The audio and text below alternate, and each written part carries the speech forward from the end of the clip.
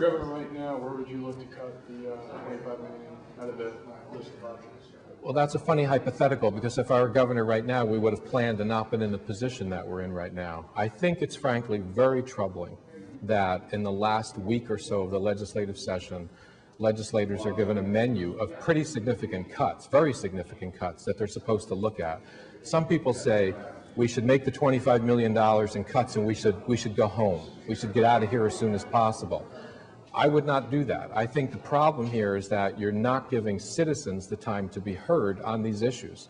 We don't know what the impact of these cuts are going to be on real people. They're talking about significant cuts, for example, in prescription drug and healthcare programs. It's going to be devastating for seniors if those cuts go through.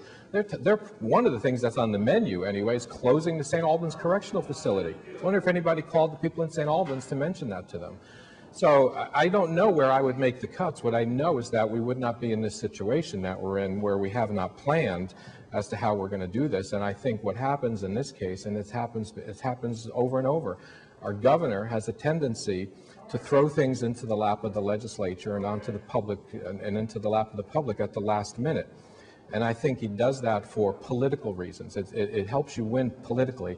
It does not do anything for forming good policy. It's good for politics. It's not good for Vermonters. So I don't even want to talk about where I would make the cuts, in the sense that I would want to sit down with legislators and others and talk about it. And I would have started talking about it a long time ago. Anybody who is surprised, given the price of oil and the price of food and the lack of affordable housing, the fact that we've lost a lot of good jobs and they've been replaced by low-paying jobs. I mean, anybody in this building that's surprised that we're facing a deficit clearly has not been paying attention. And I would also I think you should also keep in mind that when they talk about increasing premiums for people on healthcare programs, when they talk about making people pay more for prescription drugs and all these other things that are on that menu, that is increasing the cost of living for Vermonters. You could call that a tax, you could call it a premium increase, you could call it a fee. What you're talking about is making life harder for regular Vermonters. And we really have to keep that in mind. Anybody who leaves this building and says, we made the cuts, but we didn't raise taxes, is not really being honest with people. Because if I'm getting a service from the government, and then the cost of that service goes up, why is that any different than asking some people to raise revenue from some people? I think we have to be honest with people about what we're doing. And what they are doing is at the last minute, looking through a menu of cuts, they're going to cause a lot of pain for people. And they're going to go home and say, see, we made these cuts. These were tough decisions. We had the political courage to cut the budget. You have the political courage to inflict suffering on senior citizens? I'm not so sure that's something to be proud of when we have sources of revenue that we could use. And if there is $20 million through the capital gains, for example, we're not talking about spending it all in this particular scenario. So there is money that could be available from that could go into fill in some of the holes in the budget.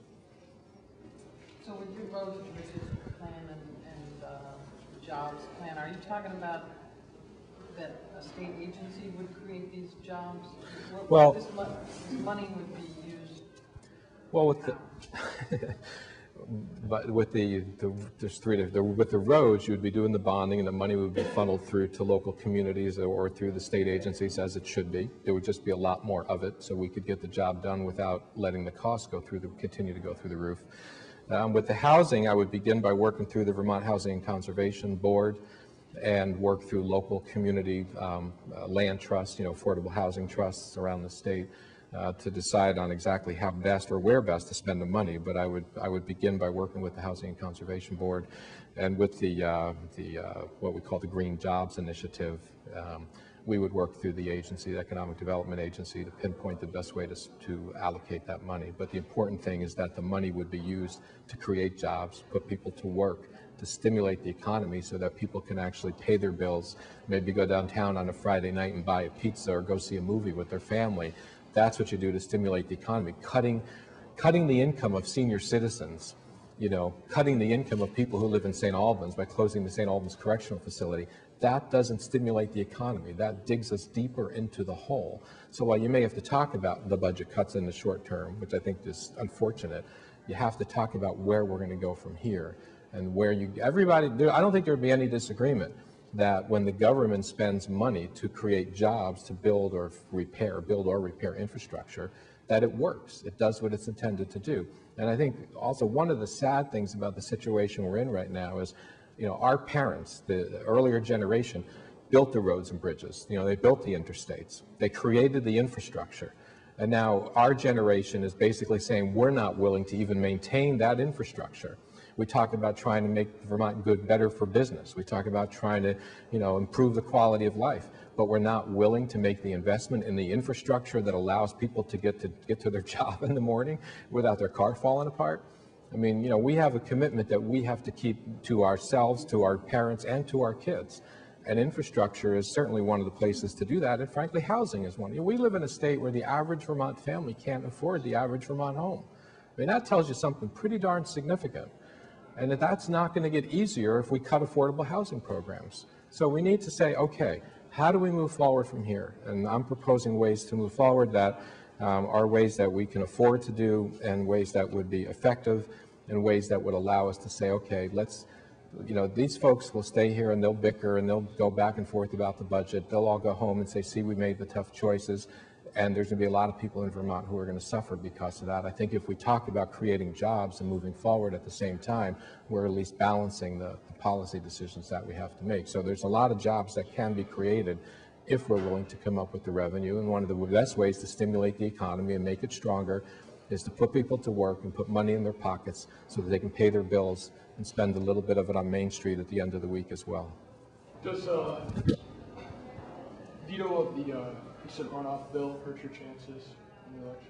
I think it hurts Jim Douglas's chances, if anything else, the current governor. I think, again, basically what's happening is what you're seeing out of this building is a lack of the political will to open up the process to more people.